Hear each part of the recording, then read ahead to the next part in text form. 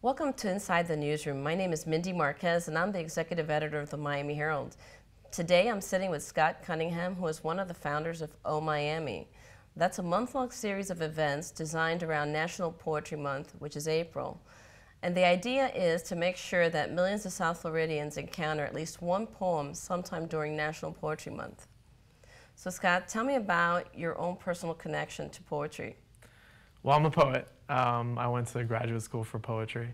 So it's something I read and write pretty much every day, and it's something that I really enjoy. So I started a visiting poet series with the Knight Foundation in 2009.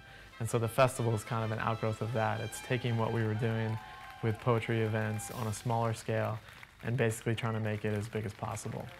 What was the first thing that got you hooked on poetry? I mean, you're young. Yeah. It's generally not a genre associated with somebody your age. Yeah, I think it's a couple of things. I mean, one, I remember being read to as a kid, and then also in high school, for whatever reason, I was drawn to it when we went to that part of the English class. I actually remember we were supposed to be studying something else, and I started memorizing W.H. Auden's as I walked out one evening, just kind of procrastinating. So I guess I was sort of, I don't know, I was doomed, I guess. So how do you plan to really expose the masses to poetry this month?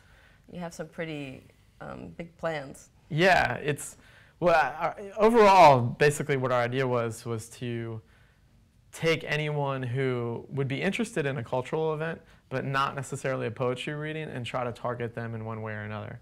So an example is we're doing an event with this book called The Anthology of Rap, where we're basically going to put poets and rappers on the same stage together. So hopefully there'll be music crossovers. We're doing another musical crossover with DJ LaSpam from the Spam All-Stars and a guitarist from the Canadian band Broken Social Scene, both of whom are poetry fans, and everybody might not know that.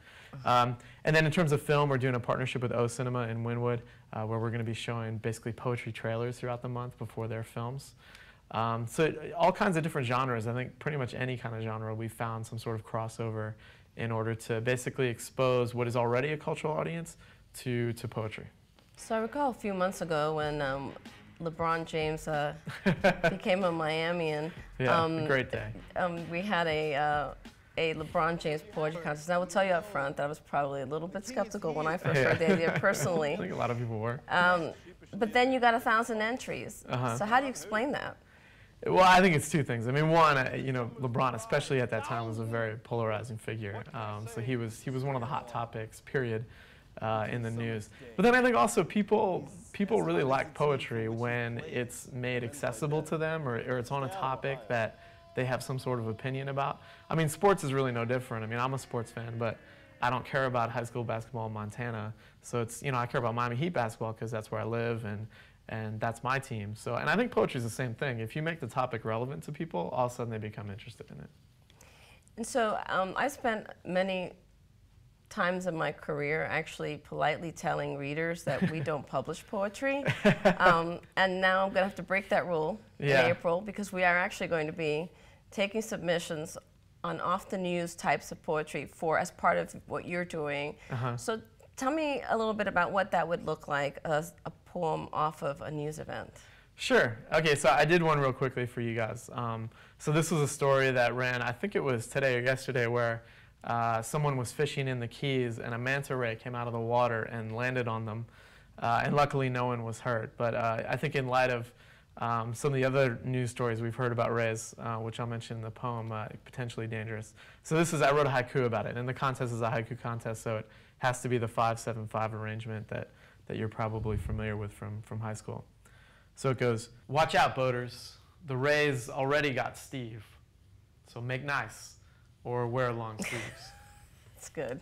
Thanks. So now they have that's the bar for our readers to hit. Well, I hope that's the low end of the bar. Okay. I think they can do better than that. I mean, based on some of the poems that I read for the LeBron contest, there's some good poets out there. Yeah. So we'll look forward to all of your events, and obviously we look forward to this bright spot where we're going to be getting poetry into the paper. Great, yeah. And so thank you for joining us today, and this has been Inside the Newsroom, and thank you for once again joining us on MiamiHerald.com.